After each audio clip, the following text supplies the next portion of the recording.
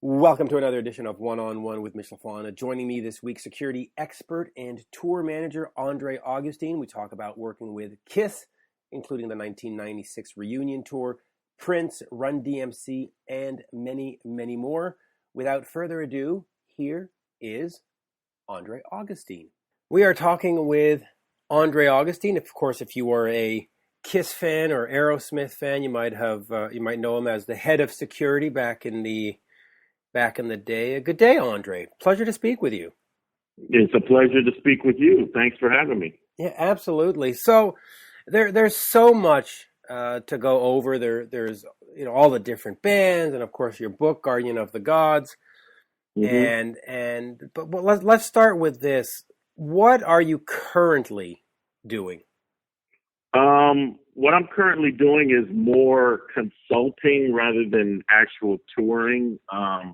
I'm working with Doug Goldstein for the most part, and Doug is out of retirement. And if you don't know, Doug Goldstein managed Guns N' Roses for 17, 18 years, from the band start until well into the meat and potatoes of their career, and rode that wave, and then retired for 12 or 13 years, and now he's back in the music business and trying to do and create and find that magic again. And we have a few gems that we're working on. Nothing to reveal right now, but there's some things, and that's Guns N' Roses is a hard act to follow, but that was its time, and now Doug is looking for the next lightning bolt, so to speak. So we're beating the bushes back and working with some old names, some new names, and we'll see where it goes. But right now, the last thing I did was something called Mammoth Festival of Beers and Blues-a-Palooza, and I did a consulting job for that this past summer, and working on a few other things. But kind of winding down, but not completely, and just kind of picking and choosing, the projects that I involve myself in now, with scrutiny, with a little more discernment, right. Is it mostly security consultant, or is it also how to tour manage and stuff? Well, it's more just whatever people need, kind of. The interesting thing was the consulting job that I did for the festival, for the music festival. This is a festival that's been in Mammoth for 20 years. That started, like in a parking lot with a barbecue pit and a band playing, in the parking lot of a bar, and has evolved into a 8,000 tickets being sold over 3 or 4 days in Mammoth for the main genre of music is blues, hence Blues-a-Palooza. But the Festival of Beers part is very important because they get over this year they're going to do 2 days, but traditionally it's been 1 day of beer tasting with 80 different California-based craft brewers. They're not Budweiser and Coors. This is all craft brewers, individual small businesses. The microbreweries, as we call them. Yeah, microbrew, for the lack of a better term. Yeah. Yeah. So, but how that came about was a childhood friend of mine that we went to high school together. He's on their board of directors, and they needed some direction and help, and so he recommended me, and it was a different kind of experience. It was the first time I'd done something like that, but it was very interesting because I realize now over the course of the last, 25, 30 years that my career, even though I was doing specific jobs, which, started off doing security and then, segue into road managing, tour managing, and now working with Doug, actually going into the management end of it. All of these things, these skill sets that I've acquired over this period of time, right. There's a lot of blurred lines, and there's a lot of things that you learn just by osmosis, by being around, the Doc McGee's and the Tim Collinses and right. Larry Mazers and all of these great managers, Russell Simmons, you know what I'm saying? All of these guys, Leor Cohen, these Jerry Heller, these managers, these skill sets, they rub off on you. And I always kind of prided myself, even though I was doing specific jobs that are, were quote unquote, very defined type jobs. I always had my ear open and my mind open to watch and listen to what these guys did, how they said things, the strategies that they took.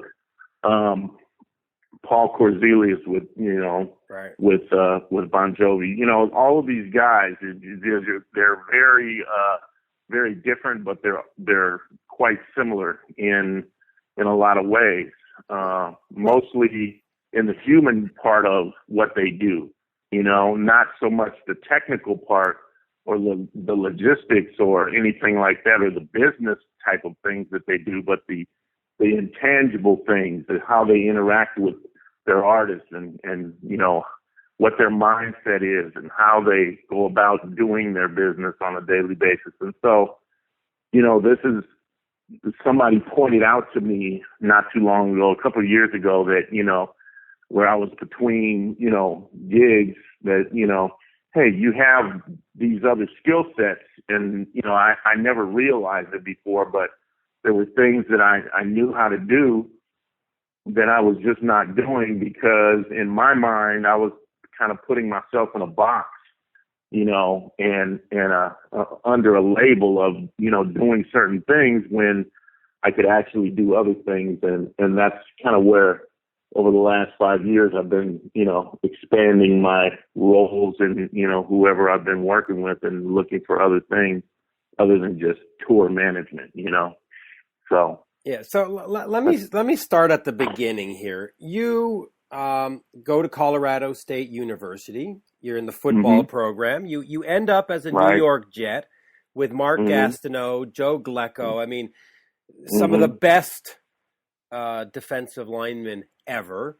And around 1982, they cut you. They say, hey, we've got Gastineau and Glecko, and what do you do then? I mean, had you as a football player planned on a B? A plan B was no. There was when you're at a, I won't toot my horn too much, but I was better than average football player at my position, and I always say to myself, to soothe myself. Had I been with a different team and looked at, the needs and wants of the different teams in the NFL, I probably wouldn't have signed with the Jets because I had several offers that year coming out that as a free agent, I wasn't drafted. So as a free agent, I could kind of pick and choose. I had about 5 or 6 different offers, but the Jets were offering me the most money. And so, as a young kid, I went for the most money, of course, rather than looking at the situations, with more scrutiny. So had I been with a different team with a different opportunity where they had a different need, I probably would have played a few years in the NFL. I think I was, in my mind and what other people tell me, what they saw. And when I say other people, I mean the coaching staff there in New York and some of the scouts, that I talked to after I was released. I had a couple other tryouts after I was released, but that year was the first time that the players struck. There was a strike year. Oh, I remember And the so, scab. I remember the scab right. year. So that was like one of the first times that the players held out. And so my philosophy was, if I was going to ever get a chance to play in the NFL, I didn't want the stigma of being a scab, so I didn't go that route. And I had a couple of other tryouts. Once the season started again, I had a couple of tryouts, one in Kansas City, one with the Raiders, and one in Miami. But, you know, at that point, it was a half a season left. Everybody was still healthy, you know, because they hadn't played. So the needs weren't really, you know, was not really, you know, a real high demand for free agents that year. So what I ended up doing is the next spring, after the NFL season was over, was the start of the USFL.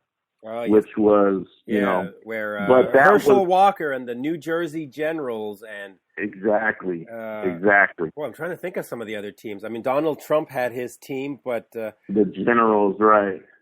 There was a team in LA, the LA Express, the LA Express with Steve Young, and that's who I tried. That's who I tried out for, was the LA Express, but. You know, what ended up happening with those teams was wherever the coaching staff came from, and a lot of the coaching staffs in that league when they first started, and that was the first year, they ended up taking like guys that where they came from, they were college coaches, most of them. So there was a lot of bias. I went to the LA Express workout, and there was I can't remember, but in my mind there was like a bunch of guys from Texas, you know, and some guys from Miami, and so I think there was a couple of coaches from, you know, those areas or whatever, and they just kind of like took those guys because they knew those guys, you know. So if you had you been a big name in college, like a Herschel Walker, then you had a position, but it was almost like you know, you were, you know, beating a dead horse because you just weren't going to get. Yeah, it was a lot of nepotism going on. Is what I'm saying. So I didn't get a chance there. So I ended up kind of just, you know, getting a couple of odd jobs, and then I just kind of just let football go, you know, and started looking around for plan B. And that fall, the next fall, so I got cut in, you know, August, September. I tried out in the spring for the Express, didn't work out, got a couple odd jobs. And then I was at the Raider New York Jet game that next year at the Coliseum. A couple of guys called me and said, "Hey, what are you doing?" I went to the game, you know, to see the guys, you know, from the Jets that I had made friends with that were, you know, on the team. And so I'm on the field, and after the game, you know, high-fiving and, you know, saying my hello to the guys. And Pete Kransky, who was one of the owners of Contemporary Services Corporation, which is CSC, which is, if you've ever watched a football game or been to a concert, they handle all the concert. You see the guys in the yellow jackets. Well, that's that company, right? Okay. And back in those days, they even to today, they have, you know, darn near every NFL team. They do the crowd management and some of the ticket taking and ushering for all of those games. And so he walks by and we lock eyes, and he goes, "Hey, Andre, what are you doing here?"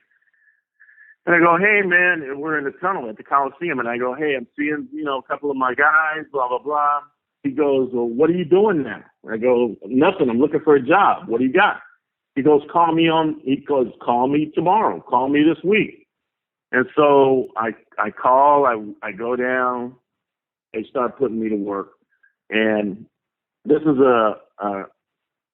my kind of not my start, because I did that in the summers and late in my high school years, or the summer after high school and during the summers, I worked for CSC, but I wasn't high up in the organization. I was just a yellow jacket, right? Just stood on a post because I was playing football, and it was just a part-time job just to make money during the summers. Right.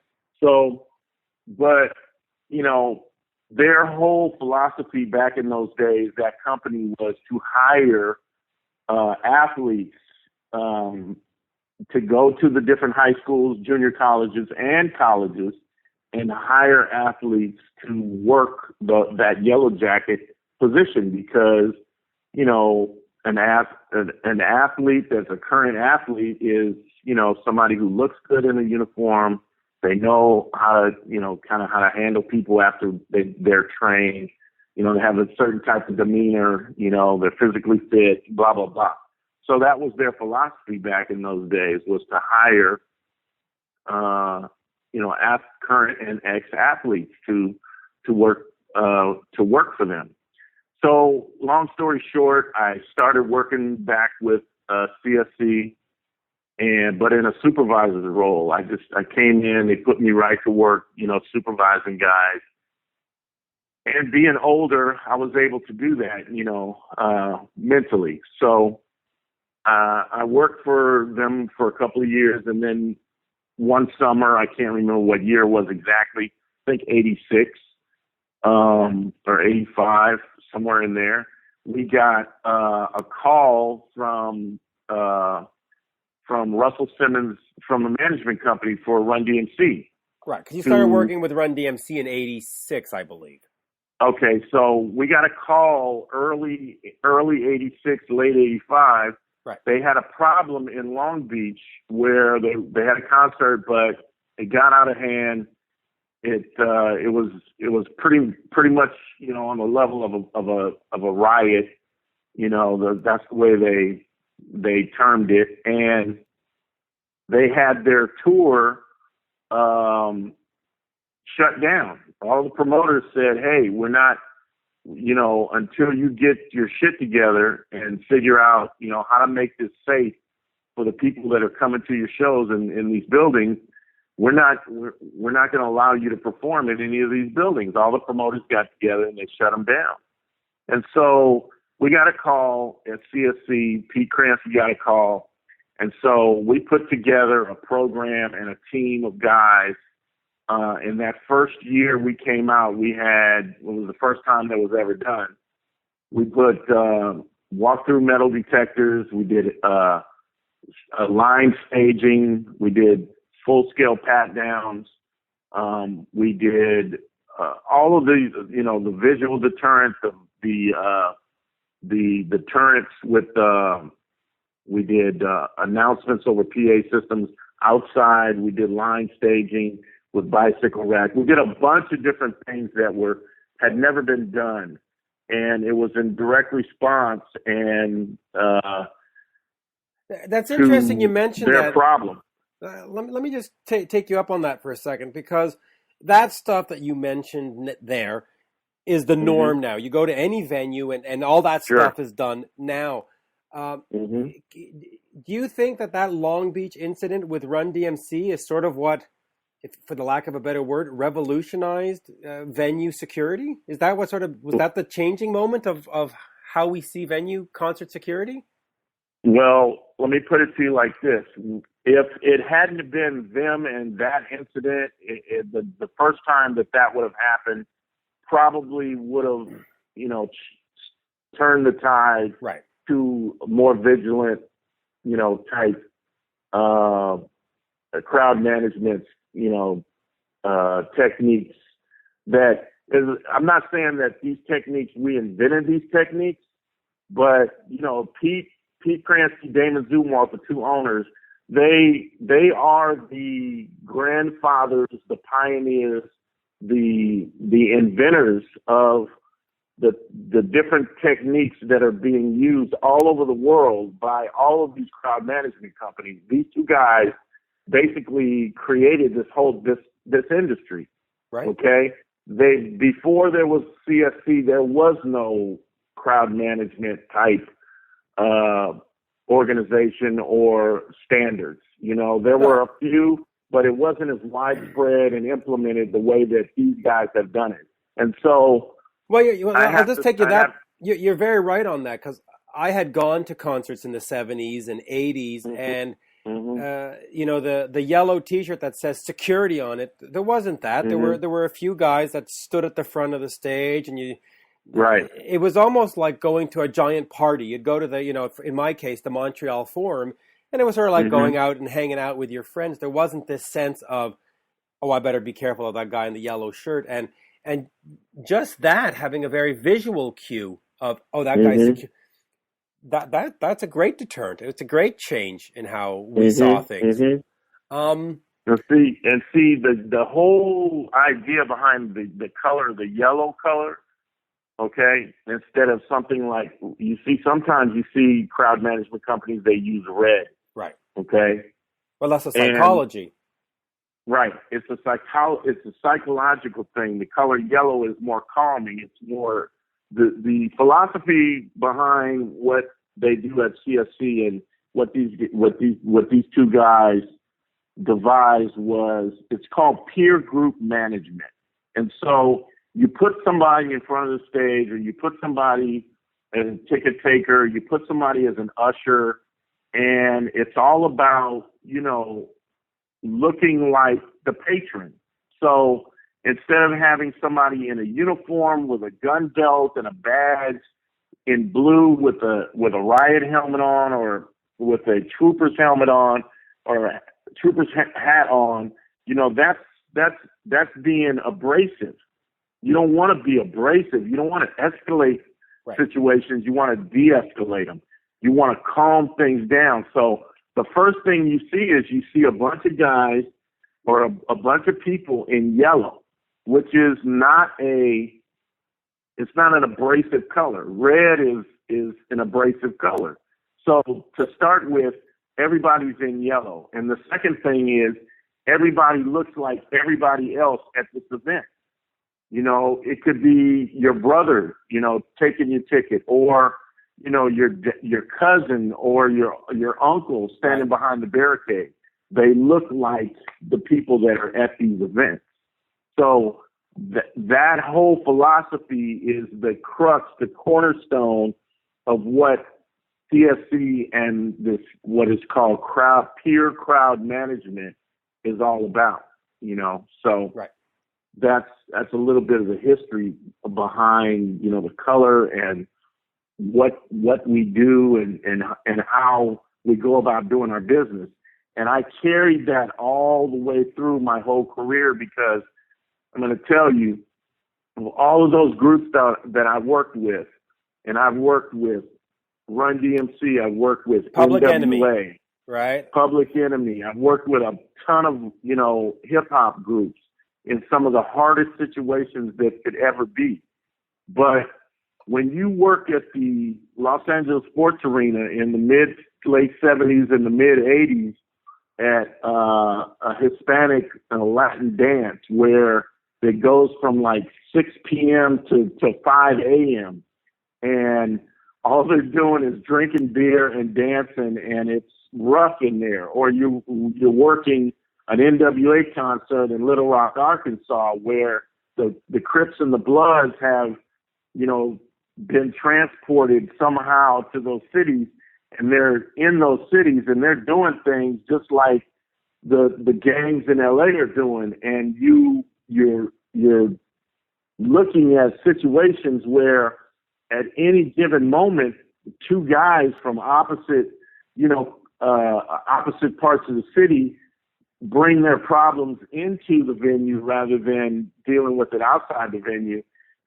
We had a policy and it was printed on the ticket, no colors.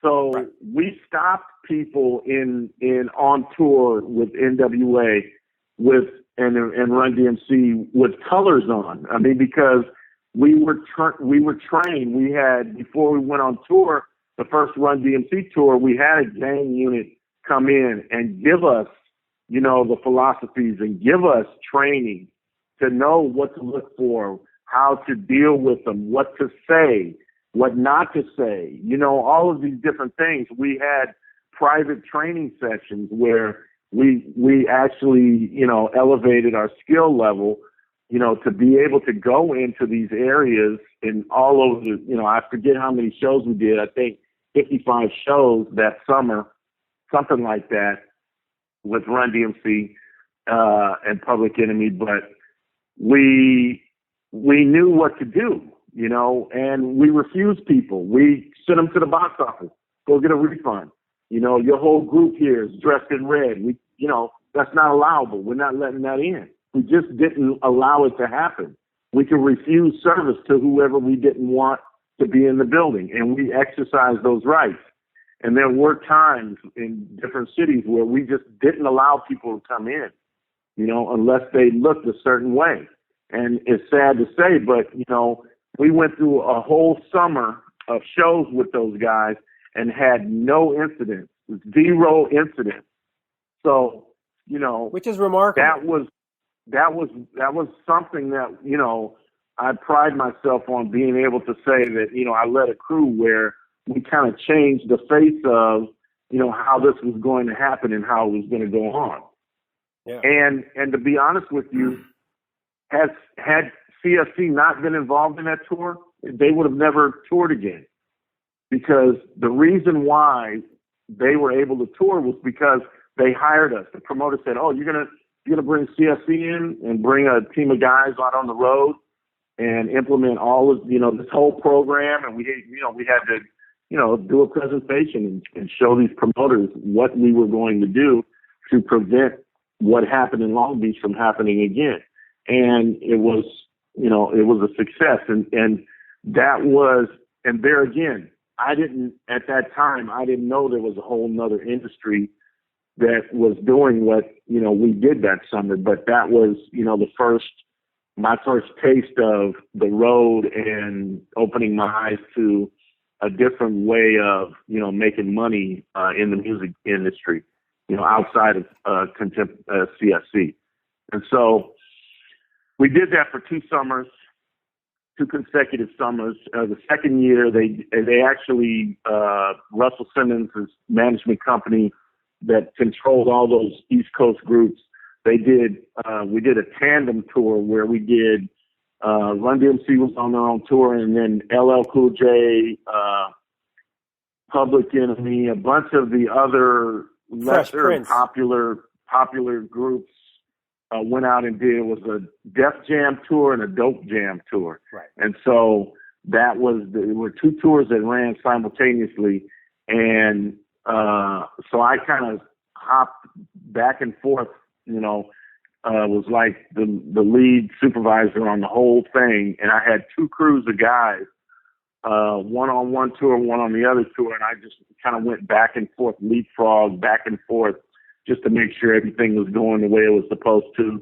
And again, another summer, you know, with about maybe 120, 130 shows with no incidents. So, you know, we had some good guys working on both of those tours that, you know, had we not been there, you know, those tours wouldn't have happened probably for those groups.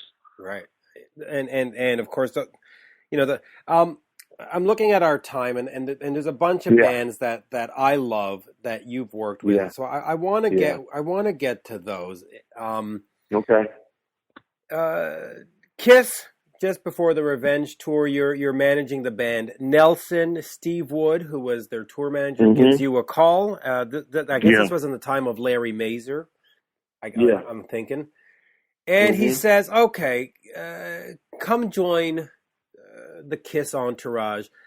What was that like for you? Because here you are, you've done Public Enemy and NWA and Fresh Prince and Run DMC, and What was it like in terms of a challenge going to Kiss? Did you think of that not as much as a vacation of like, oh, this is going to be easy, it's just Kiss, or right? I mean, because I worked security a little bit, and I know that when we had certain artists, we would lighten up on the detail, and when we had other artists, we would triple it and go, right? And so I can sort of see that happening here.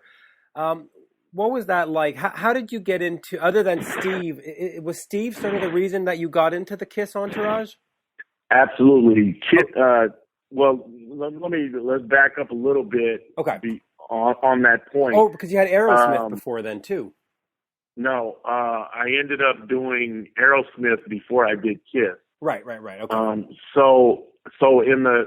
And before I did Aerosmith, I did George Thorogood.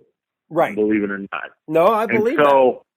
So I went from, let's just put it in the context. I went from NWA to George Thorogood. Yeah. Well, that's a huge contrast, right? That's a huge contrast, though. But he was having great success back at the day. I've interviewed George a couple of times, and he's tough to get answers out of. But I think he just sort of plays with the reporters. I don't think he's a bad guy in any sense. How was it doing George Thorogood and the Destroyers back in the day of Bad to the Bone, and when he was actually getting some kind of consistent radio play? Right. I will tell you this, and which really sums it up about George. George is a creature of habit. Right. And so George wants things only one way. He wants to get on stage, he wants to play his music, and then he doesn't want to be bothered after that. He wants to do what he wants to do. George doesn't think that by being popular and appealing to a certain segment of the population that likes his music, that he really owes them anything other than a great performance. So for George, it's very, very easy to work with George because George has a set routine. George does things the same way today that he's done them for the last 30 years. And he doesn't want to be bothered, when he's off stage. So my job with George was very easy. Just keep people away from George, which is not hard to do. Occasionally you get people that just don't want to, go with the program. And so you have to be, a little bit more heavy-handed. And when I say heavy-handed, I don't mean like physically, but, kind of verbally and psychologically, which is my whole game. I'm really good at that, how to talk to people and get them to do what I need them to do just by talking to them. Because I'm 6'3". Right now I'm probably about 350. But when I was, back in the day, I was, 275, football players build and 6'3", and physically, I'm intimidating. So when I get into your space and I'm talking to you in a certain fashion, in a certain manner, people listen to me and they hear what I say because I say it in a certain manner. So, and backed up with my physicality, it's never, ever been a problem. So I can usually talk to people and get them to understand what it is that I need them to do. So working with George is very, very easy. Very easy. Let me ask you about that, because you mentioned it's easy, and the sense I get from George is he shows up to the hotel, then goes to the venue, and then goes back to the hotel, and that's the George. I mean, that's what I have always understood. Whereas other bands, it's, well, you go to the hotel, and then you bring the girls, and then you bring the booze, and then you go this, and then you got to go to the club. That's not George, but that's some of the other bands you've worked with. No, but that's some of the other bands you've worked with. As a security guy, for the lack of a better word, do you prefer just the George way, where it's just like in and out and leave me alone, or is it part of the excitement to have all the girls and the bars and the 3 a.m. and the 4 a.m.? Like, which one do you prefer? Mitch, let me tell you, after the first couple of tours, it's like, that whole glitzy part of it, the shiny part is worn away, dude. Right. I'm telling you. Right. You can't do that every day and sustain yourself, professionally or as a somebody that's on the road. If you talk to any road guy, and I don't care what job they do, whether it be what I do, whether it be the musician end of it, whether it be the tech end of it, the bus driver, whoever it is, the shiny part of the whole road experience and all that fun part is very, very measured after about the second tour. Right. So, you are out there, and if you don't realize what you're out there for, your career is not going to be like a 30-year career like I had, or like I can, name a half a dozen other guys, that have right. done different jobs, in the music business, but have had a actual career and have had a good life, doing that kind of work. But if you don't realize that you're out there to do a job, your life out there is not going to be very, very, very long-lived. You're going to be out pretty quick right. after a couple of years. So as a guy who works, you can only do that. You can only do that for it'll only last for a very short time. So as a guy working security, you would rather have a client like George Thorogood than Definitely. One of the because that means you even get to sleep at night, right? Exactly. Right. I mean, I worked with Prince. Okay, let me put it kind of into context with you. This guy sleeps, Mitch, 2 or 3 hours a night. I mean, when I was working with him, he right. slept 2 or 3 hours a night. He's up all the time doing whatever, So we had a team of 3 people out on the road. When you go out on the road with him, you have 2 or 3, at least 2, if not 3 people on the security detail working with him, because you got to have time for somebody to sleep, because right. when he's up, you have to be up, because he might want to go at any given moment to do any given thing. And it might be as simple as, order me a meal. I want, something to eat, 24-hour room service, and you're in a hotel.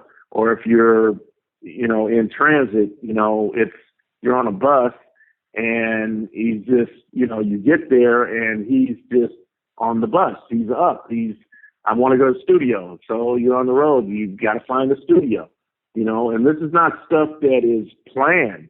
This is stuff that is off the top of his head. He doesn't have a real plan. It's not structured. Other than being on stage, the rest of his 22 hours in the day is not structured. It's loosely structured, but it's not set in stone. And this guy can change his mind in a whim, Like you got 2 days off between shows, and we're in San Francisco. He wants to go back to Minneapolis to get in the studio and record something that he came up with, half an hour ago. We got to go get some flights. We're out of here. What's the first flights out? So it's his life. The way he do things is crazy. Complete 180 degrees from what you would be dealing with George. Right. And that's got to be frustrating. That's got to be frustrating for you. And a guy like Prince offers you all kinds of special challenges. I saw Prince last year, and they announced the Montreal date about 2 weeks before the show actually was to take place. And then at the show, you weren't allowed cell phones, you weren't allowed this, you weren't allowed that. And I was watching the security guys, and once in a while somebody's phone would bing with a text from the babysitter and say, "Hey, your kids went to bed," and they would run down and say, "You had your phone on, get out of here." And I'm thinking, holy crap. And this is all because Prince has some kind of weird, demand that they have to adhere to. So as a security guy, that's got to be a special challenge when you see all these rules and regulations and, we're flying to Minneapolis tomorrow morning. You got to go, wow, is this really worth it? Right. I mean, the first time I worked with him, I was recommended by Ian Jeffrey, who Ian worked with a bunch of rock and roll. He's an old school, time tour manager and worked with a bunch of rock and roll groups. And he's English, but he had the gig at the time, and he called me one day and he said, "Hey man, what are you doing? I need you on this working with Prince." And I said, okay. So he goes, I go, "So what's the salary?" He goes, it could be anything. It just depends. I talked you up real good. I gave them your resume. They're highly impressed. They never had any real professional, and when you call a professional, it's just guys that have the type of experience that at the time that I had with the groups that I had. So he goes, "You could kind of go for it and see what happens. So the only thing they can do is negotiate or tell you no." And so I came in at really, really at the most money that I ever asked for, ever, from anybody, working with anybody. And you would think Kiss, Bon Jovi, Aerosmith, those would be high-paying groups and positions. But working with Prince is the most money I ever made, salary-wise, with anybody. And when I gave them the number, I actually wasn't talking to. I was talking to somebody that Prince always has a go-between. You don't. Very rarely do you speak to him directly unless you're right. the person that's working with him directly. And I'll tell you about that in a minute. But you're talking to somebody that talks to him. And so I gave them a number, and they go, "Okay, well, that sounds good. Let me give you a call back. I'm going to see how that works." And so, like a minute later, they called me back and they said, "Okay, so we need you at studio, blah blah blah blah blah, next Tuesday." And I was like, "So that number was good?" And she goes, "Yeah, no problem, no problem." So it was like the number that I gave him was like too low a number, but it was more than I had ever earned, in a salary for anybody. And shortly thereafter, Ian called me back and he goes, "Hey man, good. I'm glad you're going to be helping me on this, blah, blah, blah. I'll send you all the information and email it to you, blah, blah, blah." And so I go, "So the number was good?" I go, "Yeah, you're in at that salary." And he goes, "You probably came in a little too low on that one." And I go, "Are you kidding me? I could have gotten more than that." But shortly after, he goes, "Dre, you're gonna earn every cent of that. And let me tell you, Mitch, when I left and decided I wasn't going to work with him anymore, every penny that I earned was not enough. Let's just put it at that. That guy runs you ragged. I mean, ragged. If I can ask without being, without too much indiscretion, a security guy on a tour like that, an Aerosmith, a Bon Jovi, a Kiss, is that like $1 million job, or is that like $150,000 job, or is it somewhere in between? I mean, is it a good six numbers? It could be anywhere from $100,000 to, depending, on the group, $300,000, $250,000, $100,000 to $250,000.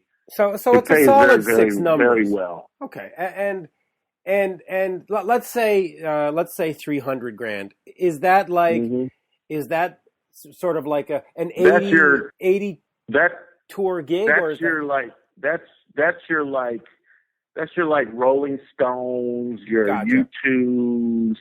But is that a 2-year commitment with 200 shows, or is that like an 80 show run kind of thing? No, well, it depends. If it's arenas or if it's stadiums, You know, if you're doing stadiums, you can't do 200 stadium shows a year. You can only do one a week, right? Or maybe two. Maybe if you're stretching it, 3 a week. But you can't really do 3 a week because you know it's very, very expensive to put on stadium shows. So it's usually getting the gear there. Multiple, it's either multiple dates in stadiums in the city.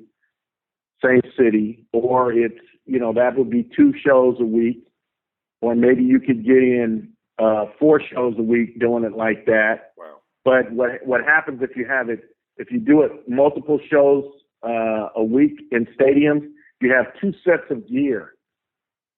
So you have one, say one's always on the road. Saturday, you do a show Saturday, this show's set up for Saturday, you got a whole nother crew at the next city for the next weekend or the next Friday, building and doing everything in the next city 2 weeks before, you know what I'm saying, or a week before that show is going to go off, and it kind of just leapfrogs. So when this one that we're doing Saturday finishes, we pack this up and we go, and we don't have a show for another week.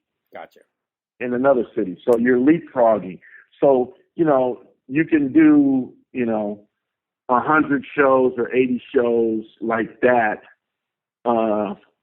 in stadiums, or you can do 200 shows, in arenas, doing an arena setup with one crew, Now, so it just depends, Is a security guy able to get like 2 contracts like that in a year? You can get, $250,000 for whatever, the Bon Jovi tour from March to July, and then from September to so you could actually you could easily make $250,000 a year if you worked your took us off kind of thing. Yeah, but you would be really, you'd be ripped up.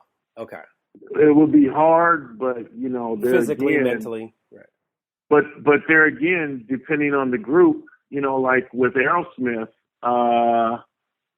once the tour is done, you're done. But there were people within that organization, not so much the security guys, but like when you're into, and this is the reason why I got into tour management and road managing, was because, sometimes for the most part, the tour manager is on a yearly salary, with larger groups, because on retainer. There's always stuff going on with that group, even during the downtime or with recording, sometimes it bleeds into helping them with family travel and organizational stuff with them, helping them with family stuff, travel and whatnot. So, if you're a tour manager with a large group, Jimmy Ayers came into the Aerosmith situation and parlayed that into, a second career after the Whitesnake stuff that he did before that. So, it's, if you get with the right group and they like you, they can put you on a yearly salary, which actually saves them money, right?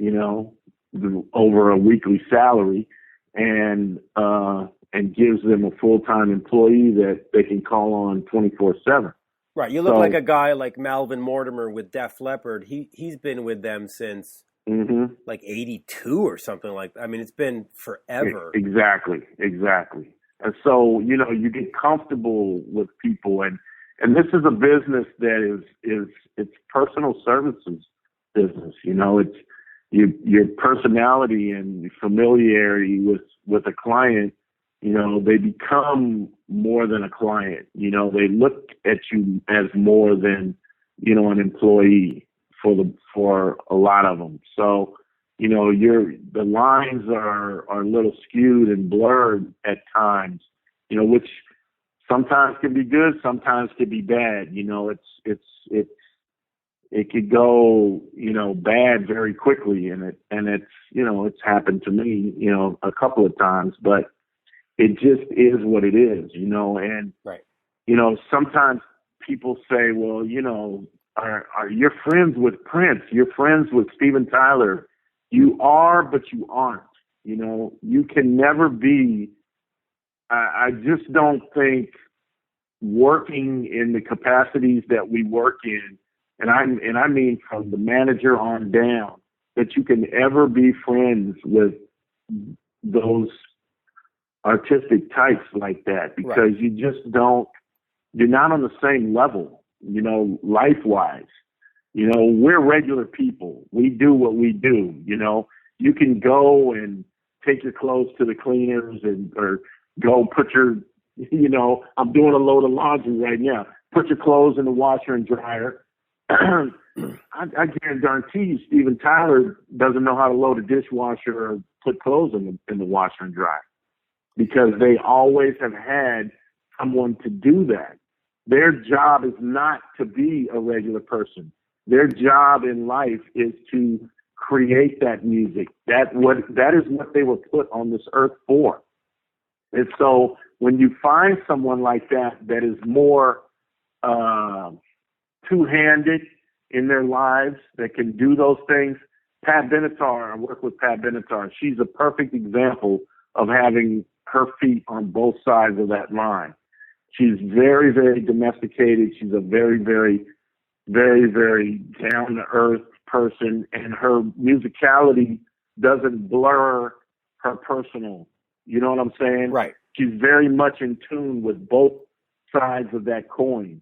So you can be friends with someone like that because their artistic ability doesn't overshadow their humanity. You know what I'm saying? Oh, absolutely. Whereas somebody like, I just use an example of Steven Tyler. He's very much a kind of, or Prince, they're very much transcended from being a regular person. You know what I'm saying? They just are, at any given moment, get hit by a lightning bolt and have to do something with that guitar or with that microphone or write a song, or, you know what I'm saying? It just comes on them in a different way that, our gifts, the gifts that we have, you might have, you're a very artistic person. So, the things that you do and, you write and whatnot, you do things in a more, sometimes probably in a more artistic way. Okay. I don't have that type of artistry in my body. The book that was written, it was written by someone else, told by me. Okay. I tried to write the book, but I couldn't get it out of myself the way, and it wouldn't come out and flow like that. So the artistic part of me is not dominant, but there, these people, these princes, these, Bruce Springsteen, these people that have created this, all this, wonderful music that drives the world, that, that delights us, that draws people in. It's a spiritual thing to me, I think. I see a lot of spirituality in those people, and I'm not saying religious spirituality. I'm saying, spirituality, the way that the world works. You know what I'm saying? Yeah, absolutely. You kind of understand what I mean? Oh yeah, absolutely. And so that kind of thing is kind of what drew me into eventually back, into and kept me in the music business doing what I did, because it was a draw, and I could see where I could do this. And, at the time I was married and had small children, where my wife wouldn't have to go to work and leave my boys. I have 3 sons.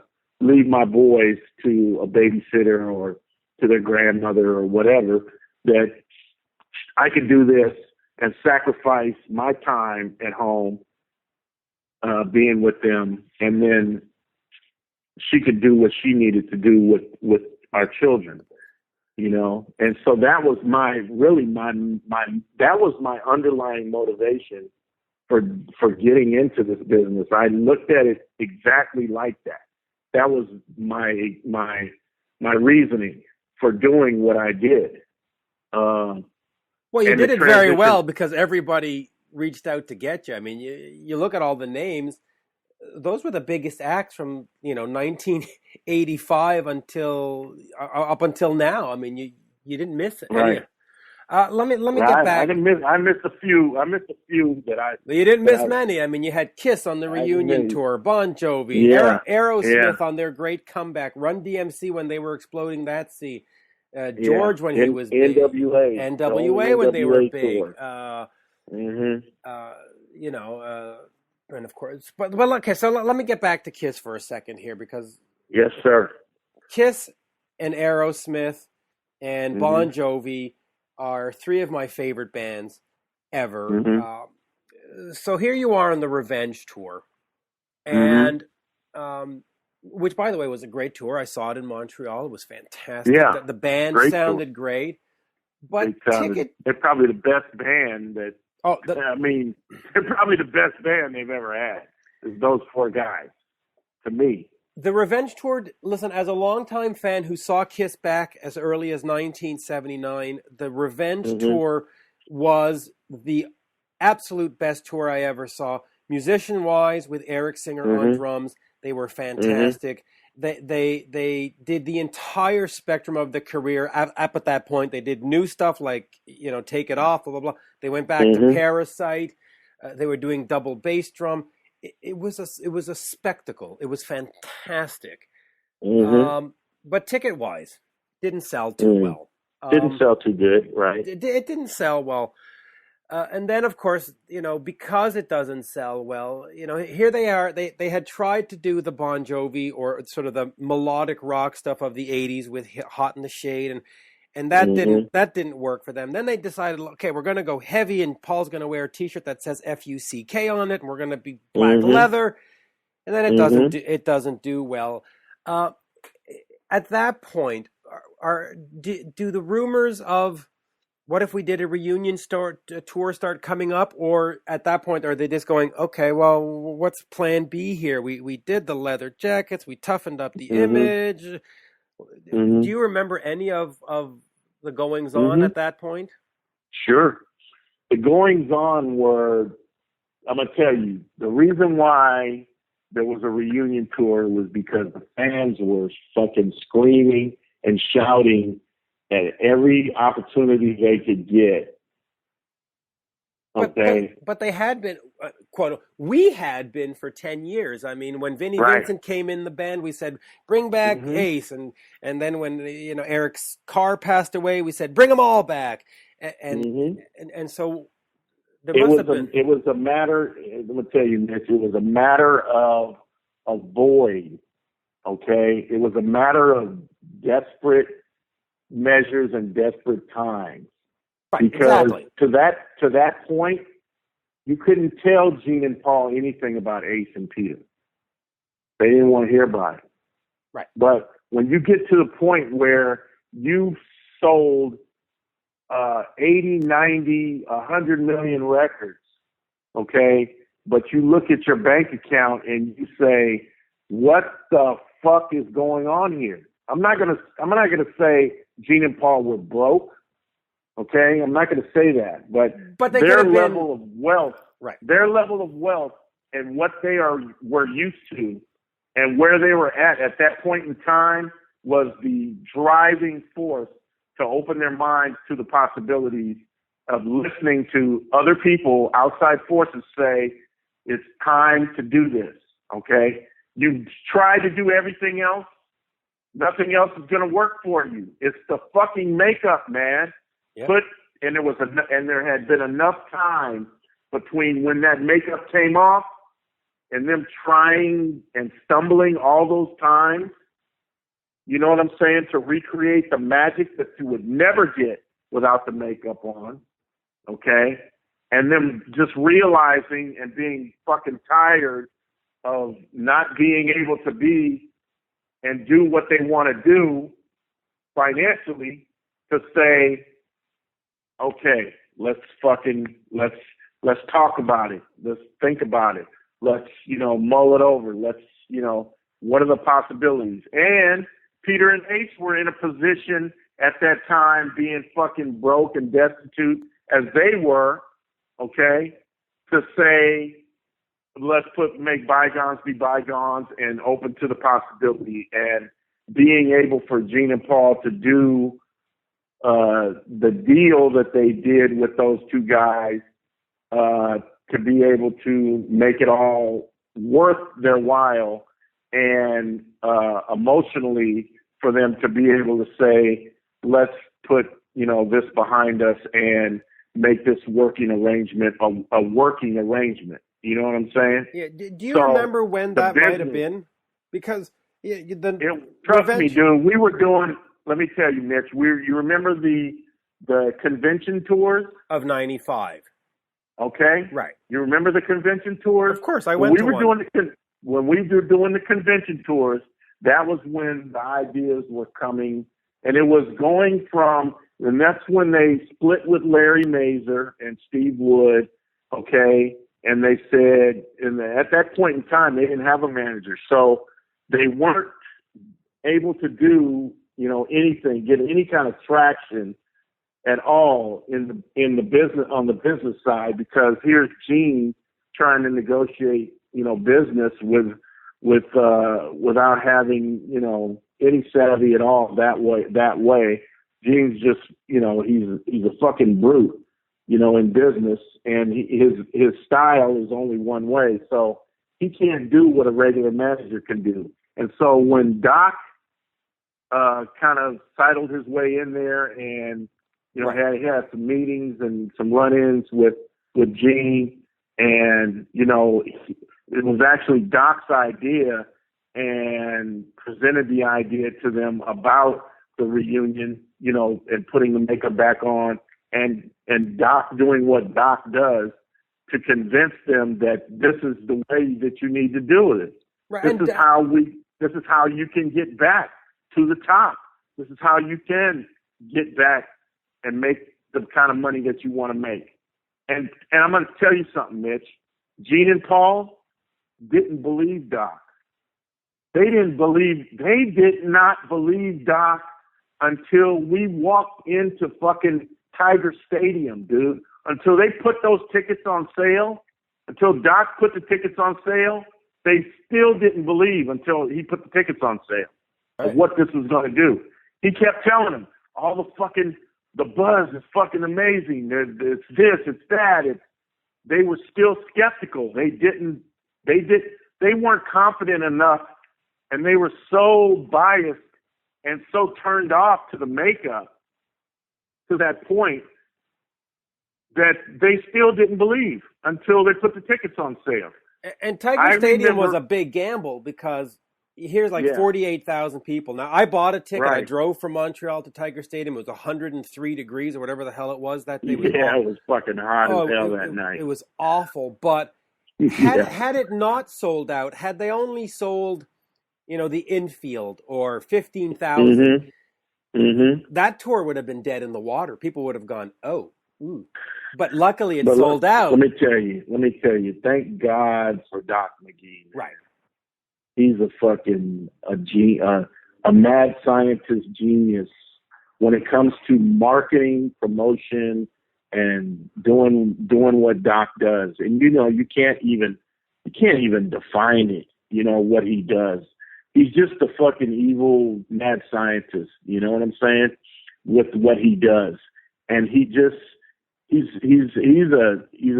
character, he's a magical guy when it comes to that kind of shit. Right. He just knows how to do it. But the Kiss tour saved his career too, because of course, Motley Crue left him, Bon Jovi left him. Trust me, Doc was dead in the water. Everybody needed everybody. Right. It was one of those magical things. It was Tim Collins getting fucking Aerosmith to rehab and going with them himself, and going through the same program they did and getting cleaned up. Tim Collins knew what they needed, okay? He was able to convince them to do and to go 180 degrees the other way, right, and get themselves, straightened out. And that's what they needed. So Doc was the same way. Doc knew exactly what Gene and Paul needed, and he knew how to orchestrate it. And so Doc needed them as much as they needed him. It's, you know, I look at all of the things that I've done, and if I told you how they all happened, how did I get the call to go to, how did they find me to do George Thorogood? How did I get with NWA? How did I work with Run DMC, Public Enemy, and all those tours? How did I get to Aerosmith? You would not believe it. It's so 6 degrees of separation. It's fucking magic.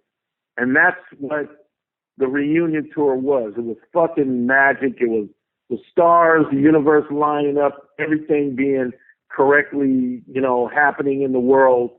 The time was right. You know, it was all just magic.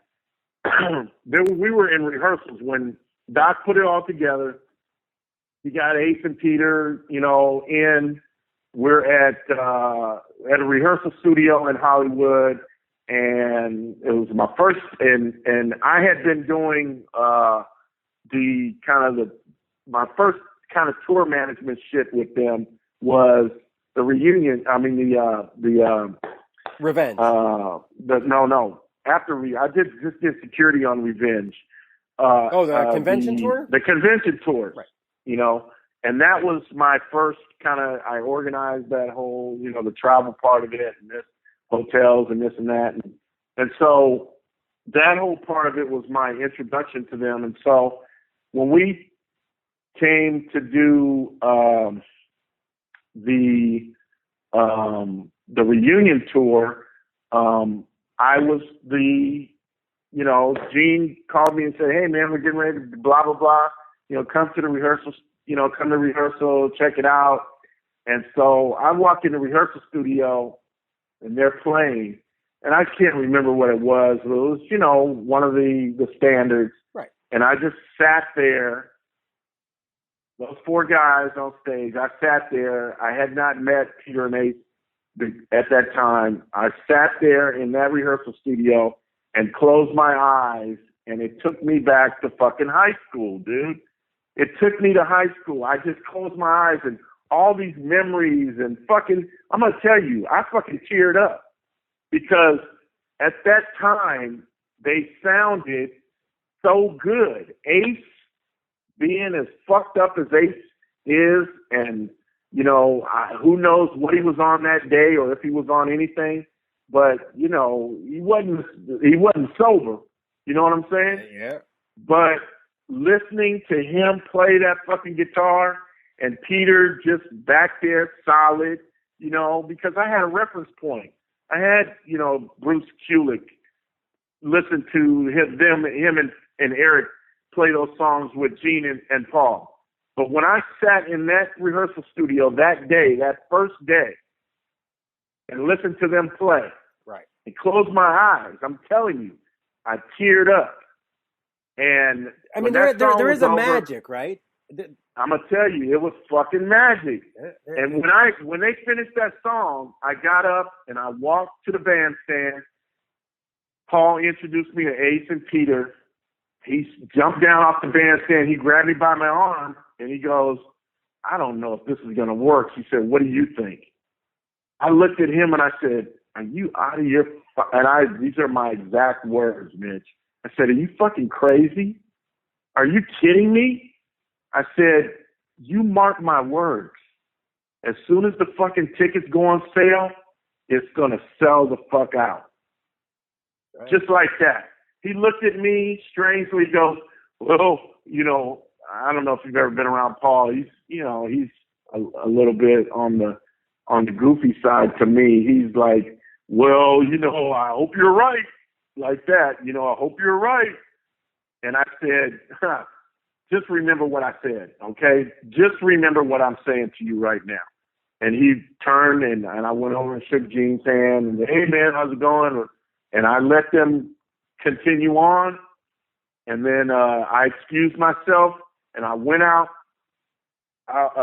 into the parking lot and I called Doc and I said, "Doc, this is going to be fucking huge." And he goes, "I know. I've been telling them that the whole time. I don't know what they waited for, all this stuff." we had a conversation, but I knew it was going to be like it was. And right, Mitch, when they put those they sold Tiger Stadium, but then when they put everything else on sale, the shit sold out in an hour. I called Paul and I said, what'd I tell you? He goes, you were right. You were right. And we talked a little bit and I hung up, but it was like, dude, this is a no-brainer. Listen, I got to tell you, as a huge fan, I saw 11 reunion shows. And when they did Psycho Circus and the Farewell and before, one show a tour, 2 shows a tour, I was good. But the reunion nothing like tour, those 4, man. It was nothing like those 4 on stage. No, and just that whole time. Let me just ask you, in terms of time, when you were at this rehearsal, was this before they had been on the American Music Award with Tupac, or not? Well, yeah. Or was this after? This is before they even announced it. Okay, so yeah. They were sort of testing it and trying it out and trying to see if they were going to get along, all of that, if they were going to be nice to each other, all of that shit. How long before had they, because the announcement was, let me think, January, I guess, of 96, right? So were they together at Halloween of 95 doing rehearsals? No, it was like, from my recollection, it was like November. It was like late November for some reason, I'm thinking. Okay. Well, that could make sense, because the convention tour, I think, ran until like the first couple of weeks of September or something. Yeah. And then, of course, you want some time off, and then you got to get the lawyers to sign all kinds of. So. They didn't do all that formality stuff until after. Until after they got together, those initial times. Now, you mentioned Doc McGee is a marketing genius and so on, and I agree. Doc, listen, his track record, you Bon Jovi and Ace and Peter decided to stick with George Thorogood.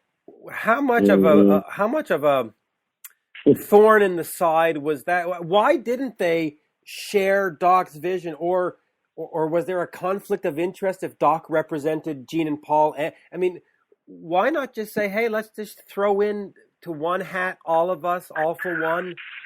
The way that I perceived that, and the way that it was presented to me, was that it was clearly 2 separate camps, Mitch.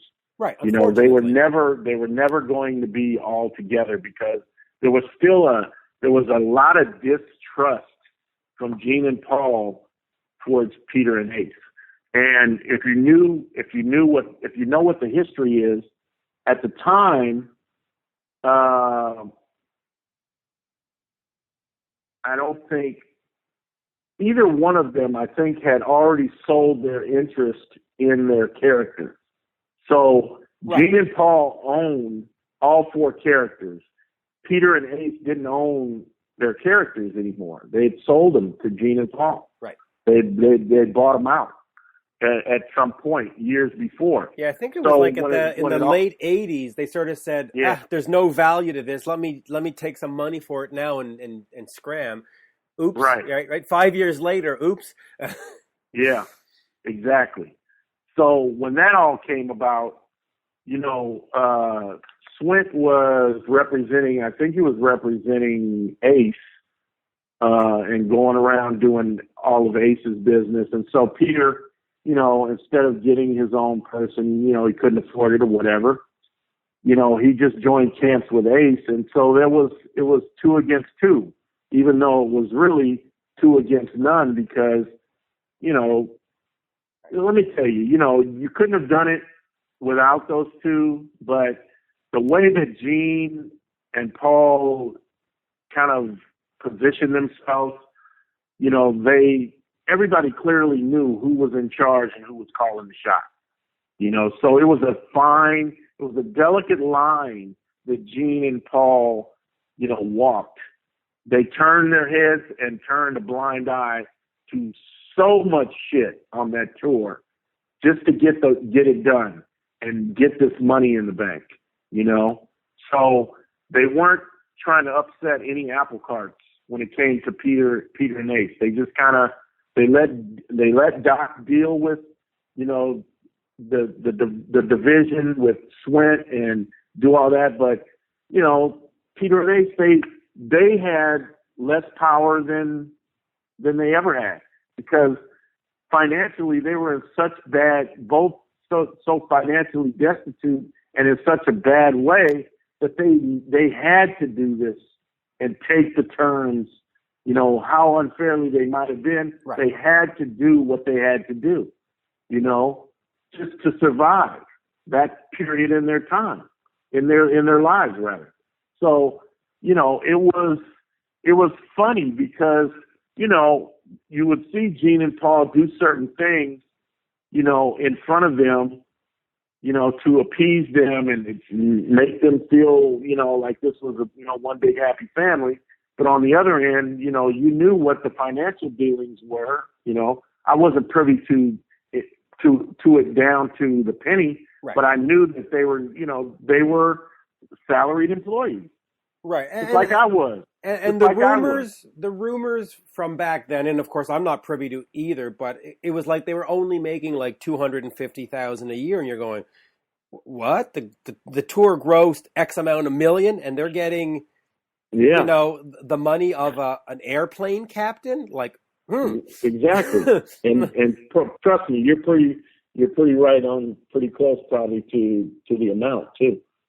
I mean, it was peanuts, and yeah. So compared to the big end that Gene and Paul were making, it was half a peanut. You know? And of course that creates frustration. But sure. And let me go back to the fans' perspective. So they go on the American Music Awards, they announce the tour, they go on to the Intrepid with, I guess, Conan O'Brien, and it's all announced, and they're saying Ace is in the best shape ever, everybody is sober, and yada, yada, yada. And of course, at the hotel in Montreal, one of the four stumbles into the bar with a big bottle of champagne in their hand, and you go, that's not exactly what I would call sober. And I don't want to name names, but two of the guys were sober, and one of the guys I don't know, and one was definitely not. How much of the alcohol and stuff started getting into interfering with the business of the reunion tour? Let me just tell you this. Right. The one guy that you haven't named, but we know who it is. Yeah, we certainly do. When he's off stage, he's a fucking mess. Right. He was a mess. But let me tell you, there was something about that guy that when he put that uniform on, that costume, and they handed him that guitar. Right. And he took the stumbling steps up onto that stage. I kid you not, Mitch. Some nights I have no idea how the fuck he did it, but he never missed a note. He never missed a cue. He never missed anything. It was like this guy was on autopilot. It was like pressing fucking the what is the thing on your car? The speed thing on your car? Cruise control. Your cruise control? It's like pushing cruise control and just letting that car run. I have never seen anything like that ever. It was the craziest thing I ever experienced. That dude, let me tell you, I can't remember where we were, but we got off the plane. We got in the cars. First of all, I had to wake him up on the plane. Nice. He slept the whole 2-hour flight on the plane. Private plane, but he slept the whole 2 hours. So I had to wake him up, get him off the plane, put him in the car. I get in the front seat. He's in the back. He's back to sleep. About 20 minutes later, we get to the venue. Everybody gets out. I get out. I'm walking to the dressing room, leading the guys, and somebody nudges me and points to the car, and he's still in the car, asleep. I had to get him out of the car from his slumber, get him to the dressing room, plop him down in his chair, okay? He's fucking putting his makeup on, nodding out, okay? Get him dressed, get him out of the dressing room, walk him to the stage after I get everybody else out there. We'll go back, get him, walk him to the stage. He gets up on stage. It's probably the best show he ever played, that whole tour. Unfucking believable. It was like that. How much of, how can I put this?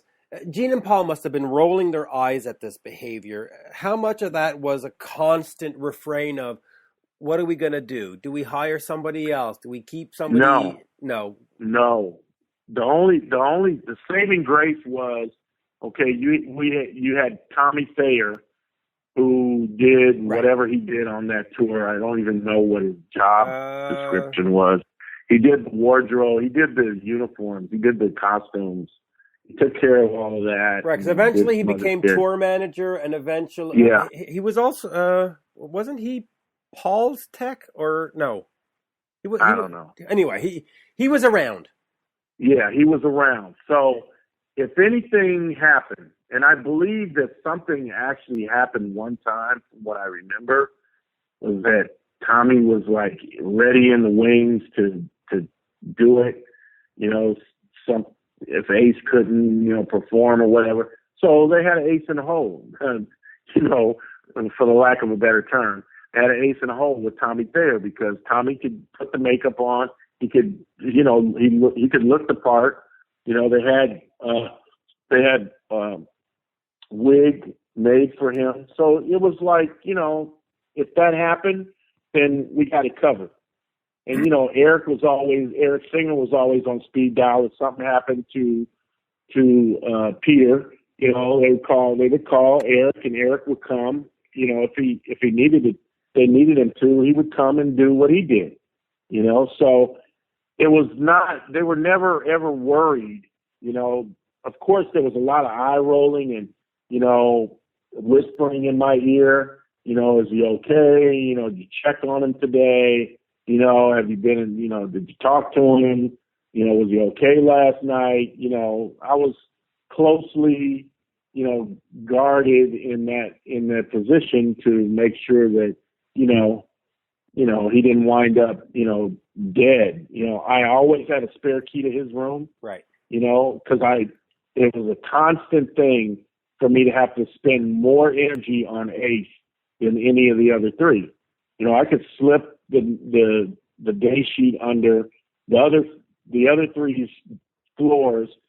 I mean, under their doors, and I don't have to worry about Gene and Paul being where they're supposed to be at the time they're supposed to be there. Peter, maybe it might take an extra phone call, but he's going to be where he's going to be.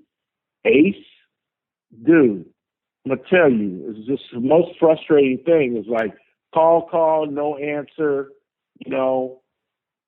Try the door, knock on the door, Ace. Use my key eventually. If I couldn't get in, call again. Can't get him. Get the hotel person to let me in the room. Whatever. So it was a constant struggle with that guy because of, the demons that he was, dealing with. And I say demons, but, they weren't really demons. That was just the way he did his thing. He wasn't trying to stop. He was just trying to manage it. You know what I'm saying? He was doing what he was doing. So it was a constant conversation, but it was not really, there was no real alarm because I was monitoring it very closely. And that must have been a complete different experience from the Revenge tour. You had Bruce Kulick, who I know personally is very responsible. He shows up. You don't have to hassle with him. Eric Singer, total pro. You never had any issues with him. So the Revenge tour is going fine. The band shows up. Everybody's happy. This must have been like, oh my God, now I see why they threw them out. Oh my, right? I mean, you must have been rubbing your... Exactly. Yeah. And this was And from what they were telling me, this was easy compared to the way it used to be. I mean, the way it used to be is, it was so bad that they canceled shows. They missed shows because of Ace, So this was manageable. So it was okay for them because once you get him on stage, he's fine. It's the other 22 hours that I have to fucking deal with this guy. It was a pain in the ass. And that must have been it. I mean, it was frustrating, Mitch. But you know what? It's the job. You get what it is what it is. You can't determine that. You can only just hopefully manage it to the best of your ability, the way that you can do it. Who's deal easy, with it. Who's easier to deal with, Prince or Ace? Prince, definitely, because there's no underlying like evil that pit of your stomach, nervousness that it was one time I believe from what I remember we were in Brazil and I couldn't get this guy. I couldn't find him. He was in his room, but I couldn't. I knew he was in his room. He's always in his room, but I could not fucking get him. I couldn't get him on the phone. I'm knocking. I'm telling you, I must have spent a half hour trying to get into the room. The room was locked, double bolted from the inside. And finally, I get the hotel guy to open the door. As he's opening the door, Ace had a suite, so he had a separate bedroom door. And I'm walking in, and he's walking out the bedroom door going, "What's going on?" In his underwear, just like he'd just woken up, which he had. And I'm like, "What the fuck do you mean what's going on? I've been trying to get you up and find out if you're okay for the last fucking 45 minutes. I'm yelling and screaming at him. He's like, "What are you talking about? I'm right here. I'm fine." If you've ever been around Ace, it's like, that's just, right. No blame on me. I'm just doing my thing. And it was like, I had the door closed, the other door closed, blah, blah, blah. I'm like, well, fucking hurry up. We're already late. You're already late. Get dressed. Let's go. We got to go, blah, blah, blah. But I'm going to tell you, what a party. Before the guy opened the door, I was nervous, man. I didn't know what to expect. Everything going through my mind, this guy's in here dead, overdosed or whatever. Because, Ace's thing was pills. Right. That's what he did, and, I don't know what he was doing, but he was a pill guy. And so, that was scary to me because I just, I don't have that much experience in that kind of shit. I'm not, I didn't do it when I was coming up. I was an athlete. We drank a little bit, smoked a little pot, poor college athlete, have money to do shit. So, by attrition, you don't have any money. You can't buy any, alcohol or drugs. So, you don't do it. But, this was a completely different experience for me. This guy was completely out of my league in that area. And I was nervous that day, very nervous and scared of what I was going to find when this door was open. Let me ask you. It was scary. Let me ask you this. We've done a little over an hour and 20 minutes, so I would definitely love to have a part two because we haven't done Aerosmith, we haven't done that, but right. Before we sign off here, I have to ask you about two Kiss things that were 1997. They're out in Columbus, and Ed Cannon, who was the drum tech, decides or not decides is told, put the makeup on. You're Peter Criss tonight. You were and still. They didn't announce it. What? And they didn't announce it. Right. Until I guess halfway through the show, and they go, "Hey, we got some." Right. We got somebody sitting in for Peter, Yeah, hey, everybody, welcome Ed. And it was like really glossed over. It was like, Yeah, it which is wasn't, sort of, it was handled, I well, thought it was handled badly. well, it was handled in the sense that if we tell you up front, you might ask for a refund on your ticket, and that we don't want that. Trust me, that was the whole motivation. Of course. Trust me. Very. And if it came back on them, they would have said, well, it was a last minute thing. We didn't really have time to announce it. And so blah, blah, blah. We just kind of did it and just, we knew it was going to be okay. And yeah. So yeah. Now, at the time, the story was Peter Criss was injured, his arm and blah, couldn't play. Mm-hmm. Since then, it was suggested that Peter had decided to renegotiate his contract and wanted more money and said, if you don't pay me more, I'm not going to play. And the band sort of said, well, we're just not going to play. Let's see how that goes. Mm-hmm. What's the sort of... Now, where are you saying that rumor came from? The talk coming from different band, different roadies, different fans, a lot of this is mythical, right? It's lore that just stories come from the internet and all. How much is fact? How much is, was Peter injured that night? I mean, that's the simple question. Was he actually, could he just not play, or was it something more nefarious? Peter had at the time, he wasn't in very good shape when he came back, physically. Right. And I don't know if he was ever in really good shape ever. But when he came back, he was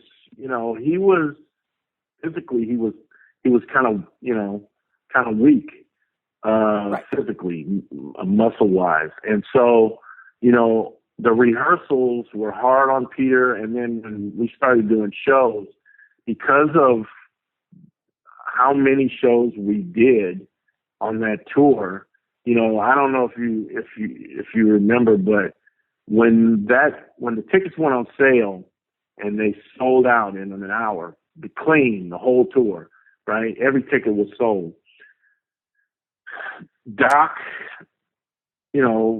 strike while the fire is hot. So they go back in with the agent and they start filling in, doing multiple dates in New York cities City, where we had days off. Right. So instead of, whatever it was, 150 shows, it ended up being like 200 and 220 shows or something like that. Right. Because they started filling in the days off. And so now instead of like having 2 days off a week or whatever, it was like, we got a 14-day run. We got a 12-day run before a day off. We got 10 days on, 2 days off. It was kind of brutal. And had we not traveled, eventually started traveling the way we did, we'd have never made it. Those guys would have never made it because Peter wasn't in such good physically. He had bad back. He had carpal tunnel syndrome. And so he was trying to manage all that, had him going to the doctors, doing, ice therapy and taking anti-inflammatories. And, he had a problem with his elbows and all kinds of stuff, related to his hands and his arms, so, and his back was, kind of fucked up too. So, he just physically was worn out and he couldn't go, there was something wrong with his wrists and his forearms, and he just kind of locked up and he couldn't do it. He couldn't perform. Okay. So, and that's really what it was. Okay. So it wasn't anything other than that. Well, I'm glad that we cleared that up, because there's always, how it is with Kiss fans, right? That there's sure. And once a rumor starts, it just grows and grows and grows. So on that, in that town, or in Columbus in '97, Peter Criss didn't play because Peter Criss simply physically couldn't play. Mm-hmm. That's the story. Right. Okay. Yeah. Yeah. And you didn't think it was handled appropriately in terms of them announcing it to the fans? Of course not. I mean, come on. You know, how much money are you going to have to return? It's not like people aren't going to come because, you know, you got somebody that's competent enough to do these drum parts, even though it's not Peter. You know, you still got the other three. You know, as a true fan's not going to turn their nose up at that. This is guys that are back in makeup after 20 years. You kidding me? Who knows when this might ever happen again in wherever it was, Dayton, Ohio, or whatever. Yeah, Columbus. You know what I'm saying? So Columbus. So it's not like I'm going to turn my ticket back in because Peter can't play. Just be honest with the people. You know, how much money you think you're going to have to refund? Couple $1,000, big deal. Yeah, maybe 5%. And quite frankly, as a fan, if I had not bought a ticket and I was going to do a walk-up to that show and I would have seen a sign saying Peter's not playing, it probably would have convinced me to buy a ticket because I'm going to say, hey, man, this is the one show everybody's going to talk about. This is the rare, weird, funky, you know. Yeah, so that was a strange one, and then we'll finish with this one, and then we'll talk about doing a part 2 because there's got to be some great Aerosmith stuff too. The band after the reunion tour say in the media, big bold letters, it's going to be a reunion album. We're going to get everybody in the studio. It's going to be fantastic. And then next thing you know, Kevin Valentine and Tommy Thayer are in a studio in California with Gene and Paul, and they're putting together the Psycho Circus. How much of that are you aware of as a security guy? I mean, are you in the studio being the tour security tour manager guy, or are you not on the clock at this point and you have nothing? No, at that time I was not on the clock. You know. So there's a different kind of setup. You know, Gene, he's used to doing a lot of shit on his own. So when it came to that kind of stuff, the actual recording and studio stuff, you know, that was like a very skeleton crew. You know what I'm saying? Right. Just basically them, the techs, the producer. You know, they didn't need any of, you know, anybody that did what I did, you know, around to do that. You know, help them with that. Right. You know, Aerosmith was different, you know, but they didn't do any hands-on stuff when it came to that kind of thing. So somebody like Jimmy Ayers or myself, you know, Bob Dowd, who was the tour manager before the interim, where I became kind of the road manager, tour manager for Aerosmith for about maybe, you know, 2 weeks. That was the interesting time. We'll talk. That's an interesting story. I'll talk about that when we talk again. But you know. But when do you hear about this? When do you say, okay, we're going to start this Psycho Circus tour? Oh, and by the way, nobody played on the album, so don't tell anyone. Yeah. Like, when do you hear about that? About halfway through. You know, from. Do you remember your reaction? From Eric. Yeah, it was like, you know, my reaction honestly is like, I'm not surprised. Right. I wouldn't be surprised, you know, because that's Gene and Paul's MO. That's how they did shit. It was like, you know, I hate to say it, Mitch, but you know, their motivation has nothing to do with the music, man. Right. It's all about, you know, and Gene's been accused of it. Paul less. But, you know, Paul's just as guilty as Gene. He's just not as out front with it. You know what I'm saying? And he politically corrects it a whole lot better than Gene does. Right. But Paul's the same way. It's about the money for them. You know, it really is. You know, and I'm not saying that the music is not important or the fans are not important. I'm not saying that. What I'm saying is their motivation is always going to be the money first. Everything else comes after that. I won't say secondary. I'll say comes after that. The motivation is always the money. So financially, if it doesn't make sense, they're not going to attempt it. They're not going to try it. But if they can see that, you know, financially this will work, or, you know, it's an 85-15 that it'll work, and we're going to do it, no matter what the rest of it sounds like or looks like.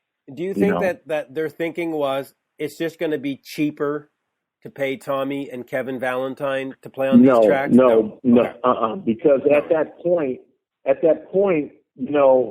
Peter and Ace were still, it was not a family. It was not, all for one, four for all. You know what I'm saying? It wasn't that. Right. They were still side players. And so, and then again, physically and creatively, who knows where they would have been at, coming in trying to do that. So, Gene and Paul are always going to hedge their bets, instead of maybe some of it in the long term was looked at as, hey, we can get this done in 2 months or 3 months. Whereas with Peter and Ace, who knows how long it's going to take fucking Peter to lay the drum tracks? Who knows if he can even lay the drum tracks? Who knows what it's going to sound like? Creatively, Ace and Peter, who knows where it's going to end up being? But with these other two guys, we know what we can get out of it, what it's going to sound like. We can control the creative process. We know what it's going to be. So for them, it's like a no-brainer. I don't know. Right. Well, that's my take on it. And that's my take on it. That's the way I read it. And it's funny because, like I said, I saw 11 reunion shows. I was a huge Kiss fan my entire life. And I was so excited for the reunion album. And when I got it, I remember playing it the first time and the second time. And I kept saying, I don't think that's them. And because, I remember specifically going, that sounds like Ace, but that can't be Ace. There's something clean about it. You just know Ace, man. Yeah. When you hear Ace, you don't just hear Ace. You feel Ace right. too. And I mean, I knew right away it wasn't Peter. I go, listen, Peter can't play like that. No offense. Exactly. But so that was a no-brainer. I said, oh, okay. And I was convinced they had brought in Eric Singer, but it turns out it was Kevin Valentine. But the Ace, I didn't know it was Tommy for a while. I kept going, boy, that part sounds like Ace, but that part doesn't. Tommy's good, man. Yeah, he's good. He's good. He's about as as close to Ace as Ace could be to Ace, because he just can, he can just, mimic it so well. He's very good at it, I mean, he's had years and years of experience hearing that and translating that, to reproduce that sound, the same sound. Yeah. So it's because Tommy's kind of an enigma in that way, where, he looks like Ace on stage pretty much. His mannerisms are spot on.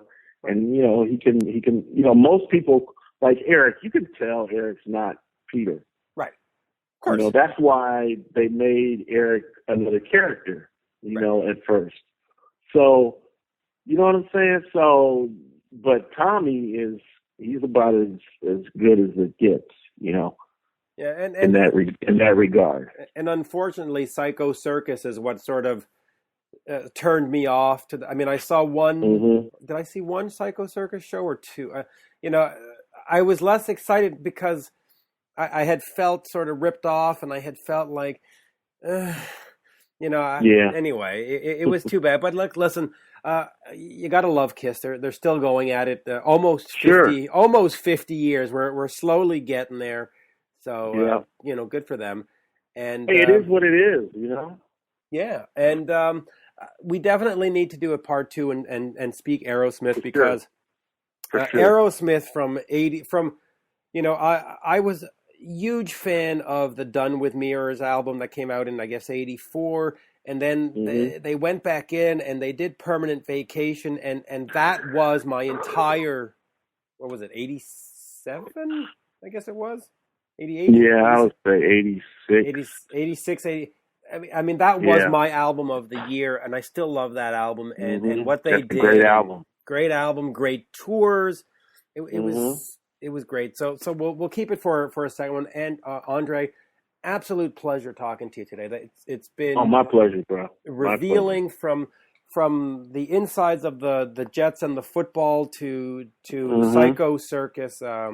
Absolute fantastic chat. Thank you very, very much.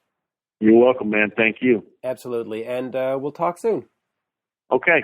And there you have it, folks. My interview with security expert and tour manager ANDRÉ Augustine. So many great bands in his history. Aerosmith, Bon Jovi, Kiss, Run DMC, Prince, and so many more. Great chat. There is a part 2 coming up shortly, so keep your eyes peeled for that. And I'll quickly remind folks that I have a pair of tickets to give away to Black Sabbath in Montreal on February 23rd, 2016.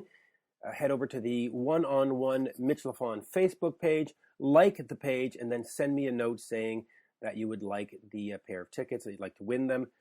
There you go, folks, and bye for now.